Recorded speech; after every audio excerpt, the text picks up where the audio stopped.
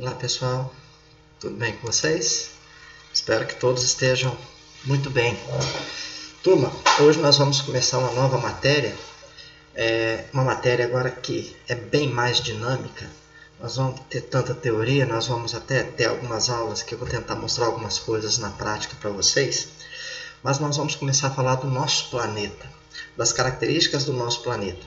E vai aqui uma dica. Essa matéria que nós vamos começar a partir de hoje, gostaria que todos prestassem bastante atenção e esclarecessem as dúvidas que tiverem, porque é matéria que cai muito nas provas do Enem quanto em provas de vestibular. Então, fiquem ligados aí para a gente não perder o bonde. Pessoal, eu quero que vocês peguem o livro de vocês a partir da página 194. Planeta Terra, formas de relevo e riquezas minerais, capítulo 5. E vamos lá, vamos começar. Primeira informação, importantíssima. Nós vamos falar sobre muita coisa aqui hoje, na aula de hoje, né? Mas vamos a essas informações que o nosso livro ele traz na página 195. A Terra é o planeta do Sistema Solar que apresenta a maior diversidade de formas em sua superfície. Vista do espaço, nosso planeta revela desenhos complexos, desde vastos oceanos até cordilheiras altíssimas. Mas por que a superfície terrestre é tão diferente da superfície dos demais planetas? E quais forças, segundo a ciência, modelaram a fisionomia terrestre tal como ela é? Bom, vamos lá. Primeira pergunta ali, por que o nosso planeta é diferente dos demais? Por alguns motivos simples. Primeiro deles, aqui nós temos a presença de água em estado líquido. Isso, por si só, já promove uma transformação da superfície. O local onde essa água vai correr, a questão da chuva, o desgaste, a erosão provocada por essa água já é um fator, por si só, importantíssimo. Segundo, é o planeta que possui vida. Nós temos a vida animal, vegetal, e isso também contribui para mudar a fisionomia. Só essas duas coisas já mostraria por que a Terra é totalmente diferente. Mas nós vamos falar sobre as forças que atuam mudando essa fisionomia, modelando essa fisionomia do planeta. Então vamos lá. Algumas das possíveis explicações para estas perguntas podem ser encontradas a partir do estudo de fenômenos que podem ocorrer na superfície terrestre, como os terremotos. Os terremotos são importantíssimos para a gente entender essa dinâmica. Mas os terremotos são exclusivos do nosso planeta? Não. Todo planeta que tem uma atividade vulcânica, que possa apresentar um núcleo ainda aquecido, ele pode ter esses terremotos. Recentemente, aquele rover que está em Marte, ele captou alguns desses tremores. Marte, então, pode ter esses tremores. Pode acontecer nos demais? Pode. Então, o terremoto não é exclusivo da Terra, mas nós vamos entender por que a Terra acontece. A capa rochosa da Terra, conhecida como crosta terrestre, desloca-se constantemente, às vezes provocando desastres, como ocorreu em 12 de janeiro de 2010, na capital do Haiti, Porto Príncipe, um dos terremotos mais devastadores da história. Esse terremoto ele foi devastador. Primeiro, a intensidade dele foi muito grande, muito alta. Segundo, o Haiti é um país extremamente pobre, as construções já eram precárias. Então, o número de vítimas, de mortes, foi muito grande, passou de 200 mil. Então, esses fenômenos, em questão de segundos ou minutos, ele provoca a destruição quase que completa de uma cidade, de uma área. Então, nós vamos ver um pouquinho sobre esses fenômenos dos terremotos. O que são os terremotos? Primeiro, nós podemos ter terremotos aqui no Brasil? Nós podemos ter terremotos aqui no Brasil, em Guaxupé? Essa é a pergunta que o nosso país ele fica na região que não ocorrem tantos terremotos. Aqui nós temos aqui na nossa região, deixa eu cortar aqui uma coisinha.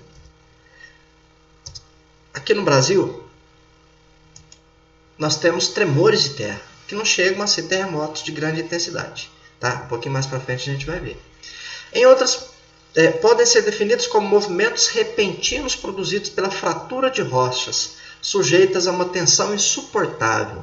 Em outras palavras, acredita-se que as forças internas no interior da Terra atuem nas camadas de rocha que estão abaixo da nossa superfície, produzindo fortes tensões. Essas tensões podem provocar fissuras ou falhas, como se elas quebrassem essas camadas de rocha.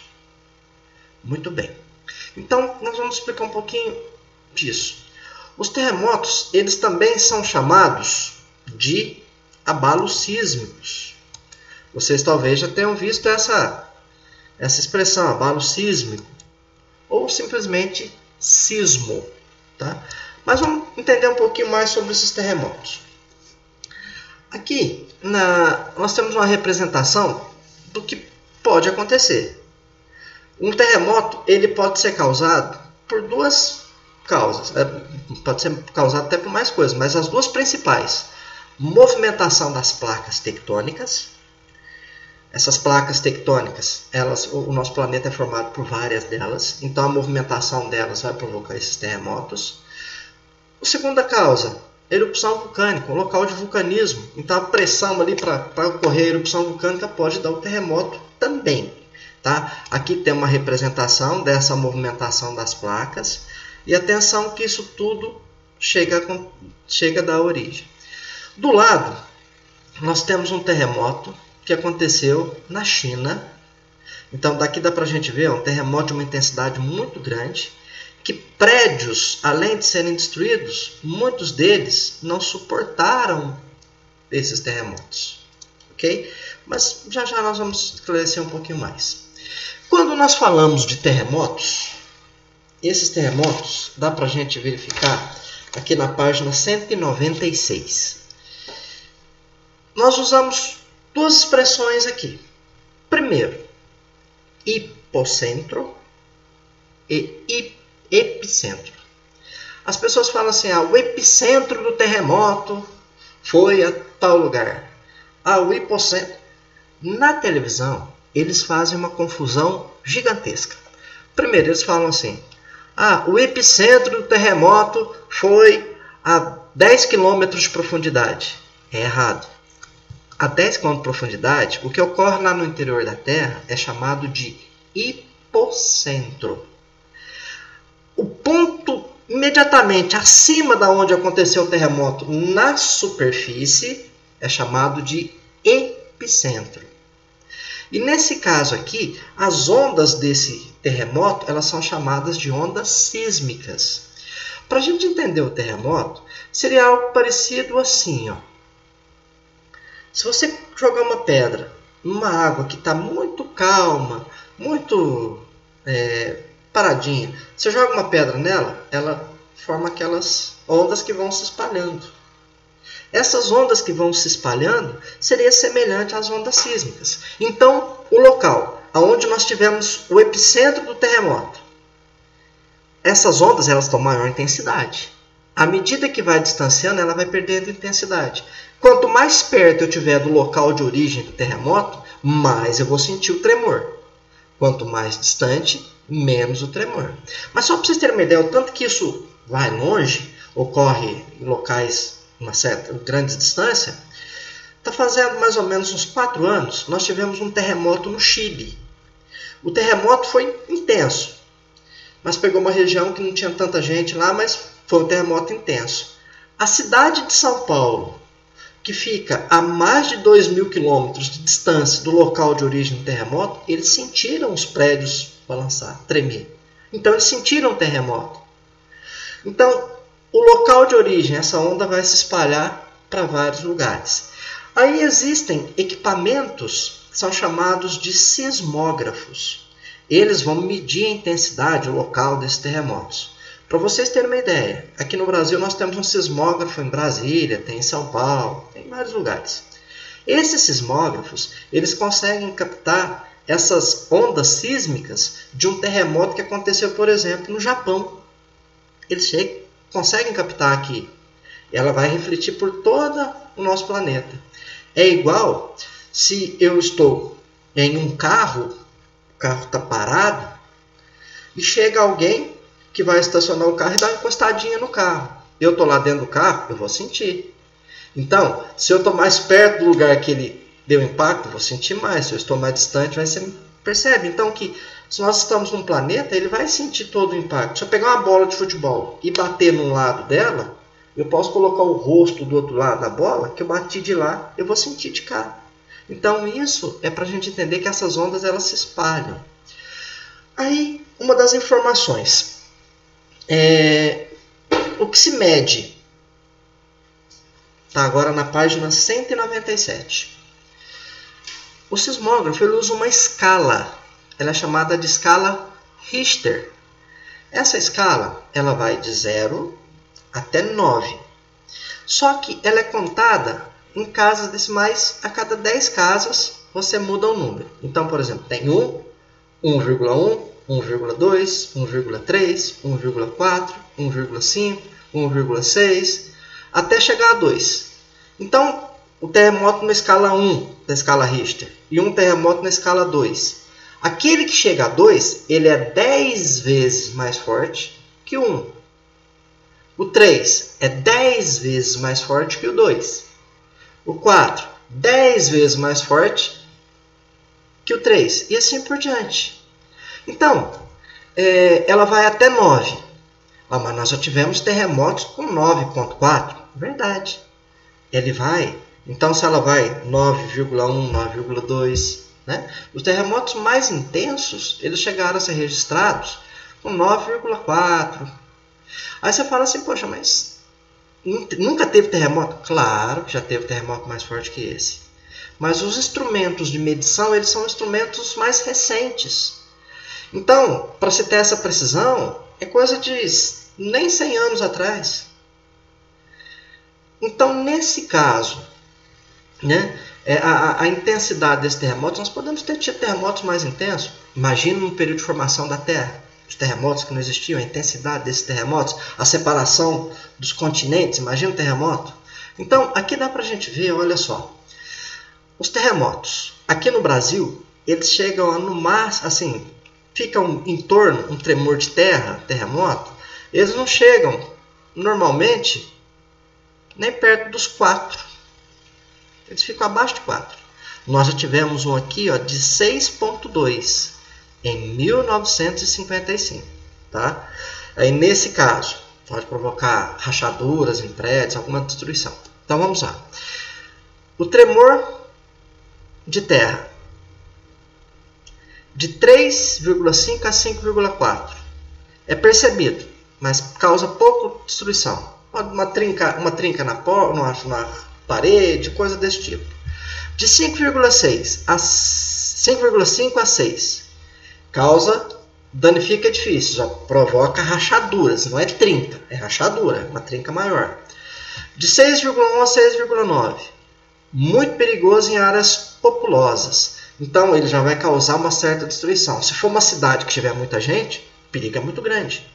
Por exemplo, se acontecer um terremoto no meio do deserto do Saara, tem pouca gente vivendo lá.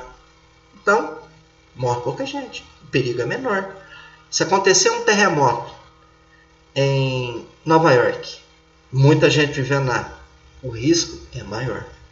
Então, a quantidade de pessoas vivendo no local vai falar também do risco dele. Depois, de 7 a 7,9, pode causar grande destruição. Alguns prédios, é aquela imagem que nós vimos os prédios caindo, né? Aquilo lá é um que chega de 7 a 7,9. Só para voltar na imagem, essa daqui, ó, de 7 a 7,9. Olha a destruição. E por final, acima de 8, tem potencial para dizimar cidades inteiras. Nós já tivemos alguns desses. E olha, um terremoto dessa intensidade, se ele ocorrer perto do litoral, ele também pode provocar aquelas ondas gigantes, os tsunamis. Seguindo aqui. Quando nós falamos da crosta terrestre, essas informações nós vamos pegá-las a partir da página 197. Tudo bem? Como que a Terra é vista por dentro? Vamos imaginar a Terra, o nosso planeta, como sendo um ovo cozido. Se você pegar o ovo cozido e partir ele ao meio, você vai ter a gema, a clara e a casca. Então seria mais ou menos assim. A gema dele, a parte interna do ovo, seria o que nós chamamos de núcleo. A clara seria o manto. E a casca do ovo seria a crosta. Então, se eu pegar esse ovo cozido e deixar ele cair, a crosta vai quebrar. Por quê? Ela é mais fina, mais sensível. É a mesma coisa da crosta terrestre. Tá? Essas informações aqui, ó, que estão no slide, não se preocupem, elas têm no nosso livro a partir da página 197. Eu tirei de lá, tá? Então não precisa se preocupar não, que essas informações são de lá. Deixa eu só fazer uma correção aqui no slide, que às vezes passou batido. Primeiro deles, a crosta terrestre. Então seria essa parte aqui, ó. É nela que nós vamos ter a superfície do nosso planeta. É nela que nós vamos ter o fundo dos oceanos, as cadeias montanhosas, o lugar que nós vivemos. A espessura da crosta terrestre pode variar de 25 a 70 quilômetros de profundidade. Então, se eu quiser chegar no manto, que já é aquecido, eu tenho que cavar de 25 a 70 quilômetros para dentro da Terra. O homem não tem tecnologia para isso. Tá? E apresenta a temperatura máxima de 900 graus Celsius. À medida que eu vou aumentando, cavando no chão, a cada 50 metros aumenta 1 grau. Tá? Isso é chamado de grau geotérmico da Terra. É dividido em crosta continental e crosta oceânica. A continental é a parte que está para fora dos oceanos. E a oceânica que está abaixo dos oceanos. Manto. Abaixo da crosta ocorre o manto, que se estende de 25 a 2.900 quilômetros. Já viram aquele filme Viagem ao Centro da Terra? É ficção. É impossível. A temperatura varia de 1.000 a 2.500 graus Celsius. Essa camada também é subdividida em manto superior e manto inferior. Núcleo. Constitui a área central e menos conhecida. Aqui mais um errinho aqui. Ó. Aqui eu pego lá do nosso livro, da nossa apostila. Às vezes ele desconfigura um pouquinho. Ele desconfigura um pouquinho a nossa tela. Mas vamos lá. Menos conhecida, em razão da impossibilidade de chegarmos até ele. Acredita que seja constituída de ferro e níquel. O ferro e níquel são dois minérios. Eles acreditam que o centro do nosso planeta ele é feito desses dois minérios. E é o fato de termos ele ser de metal. Como que eles sabem que pode ser de metal? Porque a Terra possui um campo magnético. Né? Esse campo magnético que está acima da nossa atmosfera, ele pode existir em razão dessa possibilidade aí de nós termos essa composição. Que seriam submetidos a pressões muito elevadas. Com base em hipóteses, é possível separar o núcleo em duas áreas. É hipótese, não dá para ter certeza. Núcleo externo, que se estende de 2.900 km a 5.100 km, supostamente líquido. E o núcleo interno, de 5.100 a 6.378 km de profundidade, supostamente sólido. Tá? Existe uma teoria que é interessante. Eles falam que no período de formação da Terra, a Terra ainda é um planeta jovem, não existia a Lua ainda, era um planeta jovem. Um outro planeta que havia se formado se chocou com a Terra. Esse planeta já era mais sólido, ele era um pouco menor que a Terra. E ele se chocou com a Terra ainda estava em processo de formação muito quente, ele entrou no interior da Terra. Ele chocou a Terra e esse planeta virou um planeta só. E nesse choque dos dois, liberou muito material para o espaço, que depois viria dar origem à Lua. Essa é uma teoria, né? Muito aceita pelos astrônomos, pela astronomia, pela física. Vamos seguindo aqui. Depois, para explicar tudo isso, já a partir da página 199. Se a gente observar, olha só, uma coisa aqui. No mapa, a gente percebe que o litoral da América do Sul parece que encaixa no continente africano. Não sei se vocês já tiveram essa percepção. Olha aqui, que coisa interessante. Os dois parece que se encaixam. Mas de onde vem essa ideia? Surgiu uma teoria formulada no início do século XX. O nome dele era Alfred Wegener. Ele era um cientista, climatologista, que ele criou essa ideia de que tudo no início, todas as terras, elas formavam apenas um continente. E com o passar do tempo, esse continente foi se separando. Essa teoria dele passou a ser chamada de teoria da deriva dos continentes, ou deriva continental. Segundo ele, os continentes eram todos juntos e foram se separando. Bom, é uma teoria. Ele conseguiu comprovar a teoria dele. Ele simplesmente pegou um mapa não, tá? O mapa só, ele traz evidências, mas você não pode utilizar um mapa como, isso aqui é a teoria, por quê? Ele traz evidências, mas por si só são evidências, não provam. Para ter as provas, ele começou a coletar, por exemplo, amostras de rocha de um lugar e do outro. As rochas eram iguais. Ele começou a coletar amostras do solo, iguais, mas o principal, os fósseis. Os fósseis de animais e plantas de um lugar e do outro eram iguais. A gente vê isso do continente sul-americano com o continente africano, mas existem outras partes, existem outros lugares que dava para se ter essa questão. Aí vem o seguinte questionamento que fizeram para ele. Que legal, sua teoria é muito boa, muito bacana. Então os continentes se separaram. Aí vem a perguntinha assim, que deve ter sido um aluno lá do 6º ano que fez, assistindo a palestra dele. Falou assim, mas por que separou? Ele não sabia explicar por quê. Então, ele achava que poderia ser pelo movimento de rotação da Terra, alguns achavam que poderia ser pela força de atração da Lua, até pelo vento. Imagina, o vento movimentar um continente inteiro. Eles não sabiam explicar. Então, ele morreu sem conseguir ver uma teoria que explicasse a dele. Tá? Essa teoria só surgiu após a morte dele, que é a próxima aqui. Tá? Que é a teoria das placas tectônicas. Essa teoria ela já surgiu após a Segunda Guerra Mundial, quando eles começaram a fazer experimentações no fundo do oceano para localizar locais que pudessem ter petróleo. Então eles começaram a perceber que aqui no centro do Oceano Atlântico existe uma cadeia submarina. Ela é chamada de dorsal atlântica ou dorsal meso-oceânica. Está aqui do lado.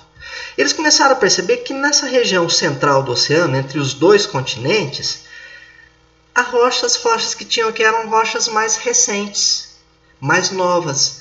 E à medida que eles iam afastando, essas rochas iam ficando mais antigas. Olha aqui. São rochas mais recentes. Essas daqui com 9 milhões de anos, 38 milhões de anos, 53 milhões de anos e assim por diante. Ou seja, para eles estava junto e à medida que vai surgindo novas rochas, vai se separando. Aí se separou lá no fundo do oceano, aquele material que está ali embaixo sobe, forma rocha nova. Aí depois aquela rocha nova, à medida que vai afastando, novo material vai surgindo. Então chegaram à conclusão de que nós teríamos imensas rachaduras, que são essas daqui, a qual nós damos o nome de placas tectônicas. Então seria mais ou menos assim. Vou tentar mostrar aqui, tá? Duas placas. Essas placas, elas com o tempo, elas poderiam se movimentar. Elas poderiam se afastar, uma poderia entrar sobre a outra. Então essas placas tectônicas que nós vemos aí, elas estão representadas aqui na página 201. Cada placa tem um movimento. Por que essa placa ela se movimenta? Porque ela já é sólida e embaixo dela nós temos o magma, que não é sólido. E esse magma, lá embaixo da crosta, lá no manto, a temperatura e a pressão é muito alta. Então, o que ele faz? Ele força essas placas, leva elas a movimentar. a se afastar. No local de encontro das placas, nós temos a ocorrência de terremotos e de vulcões. O Brasil, olha só para vocês verem aqui com o cursor. O Brasil está localizado no centro de uma placa tectônica. Então vamos supor que o livro aqui, nosso livro, seja uma placa tectônica. E o meu celular fosse o Brasil. O Brasil está localizado no centro dessa placa tectônica. Tá? Diferente de outros países. Vou chamar a atenção aqui para essa parte do mundo. O cursor aqui, ó, o Japão. Ele está localizado no encontro de 3 placas tectônicas. Por isso que no Japão ocorrem tantos terremotos, esses aqui que estão em verde. Os verdes são os terremotos acima de 7,8 na escala Richter. Lembra os que causam grande destruição? Esses em vermelho aqui, esses retângulos em vermelho, são os locais de atividade vulcânica. Tudo bem? Essa teoria explicou a teoria da deriva continental. Ok? Seguindo aqui, nós podemos ver essas placas. Aí as placas, elas têm 3 tipos de limites. Página 202. Acompanhe aí, por favor, no livro de vocês. Essas teorias, os limites delas. Limites divergentes. Olha para o desenho aqui, ó, primeiro. As placas, elas estão indo em direções diferentes.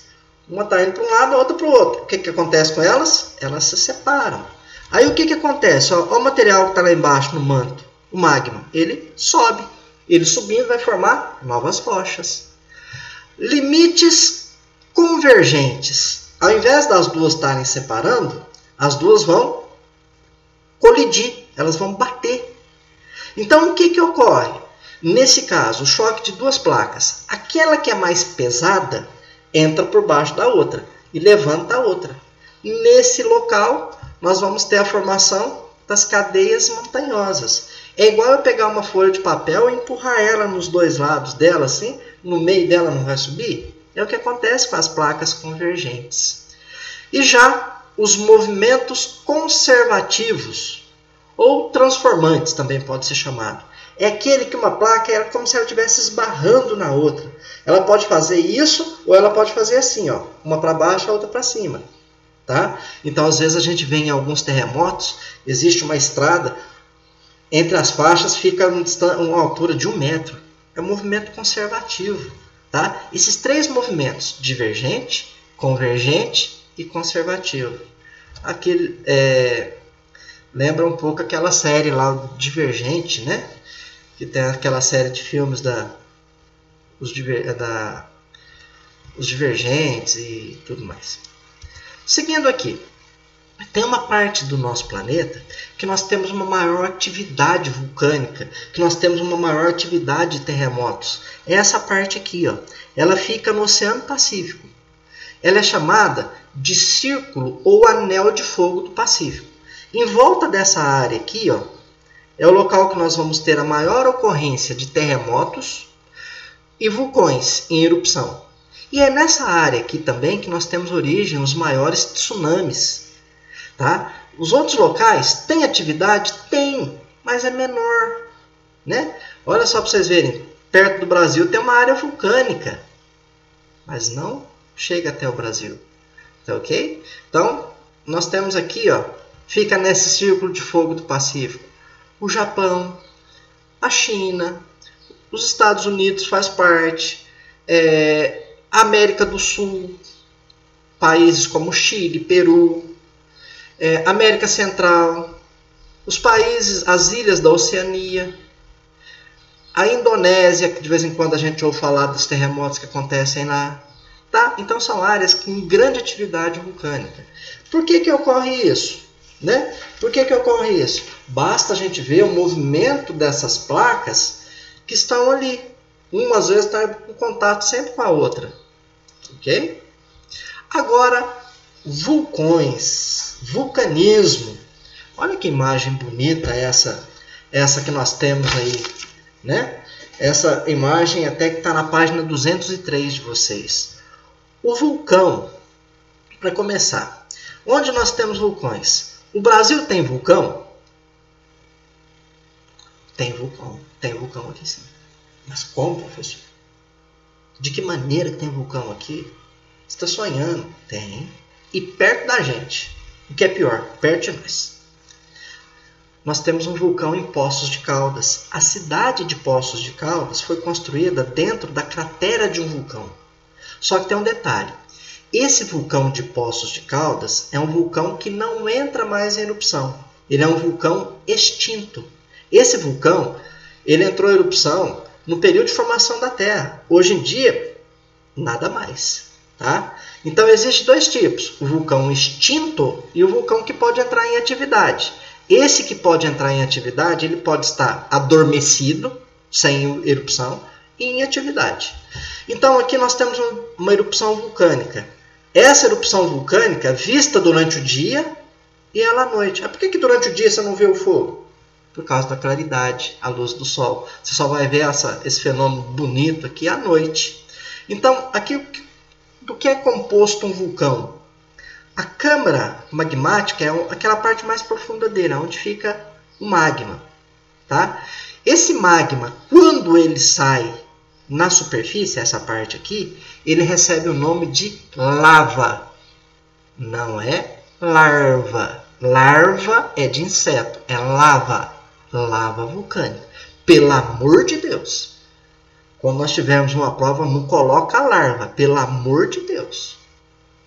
Que dá uma tristeza quando coloca a larva vulcânica. Então ele tem a câmara.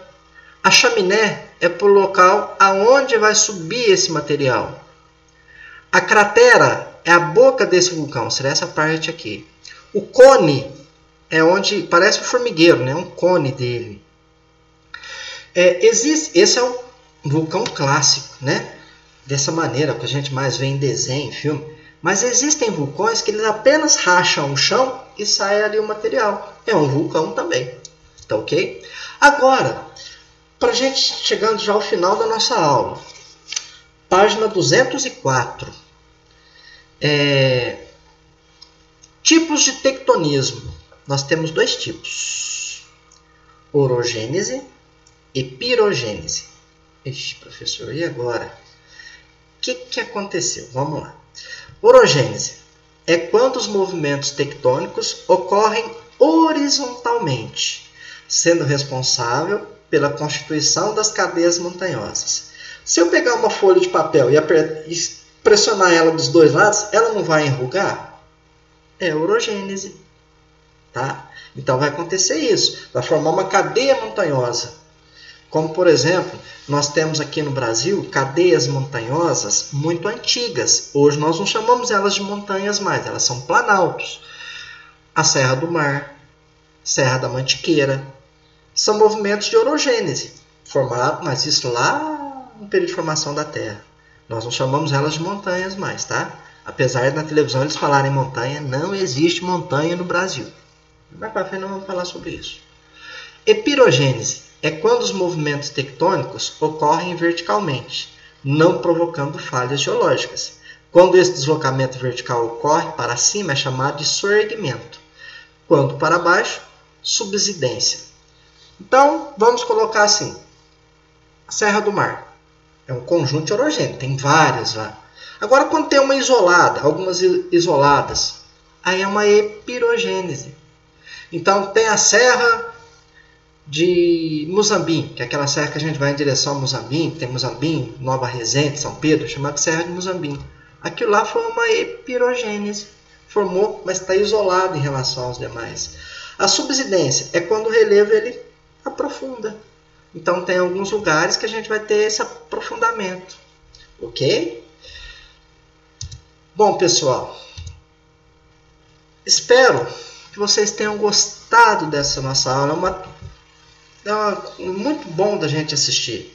Eu vou colocar um dos links para disponibilizar para vocês assistirem também um vídeo que existe, um documentário feito pela National Geographic que chama Construindo o Planeta Terra.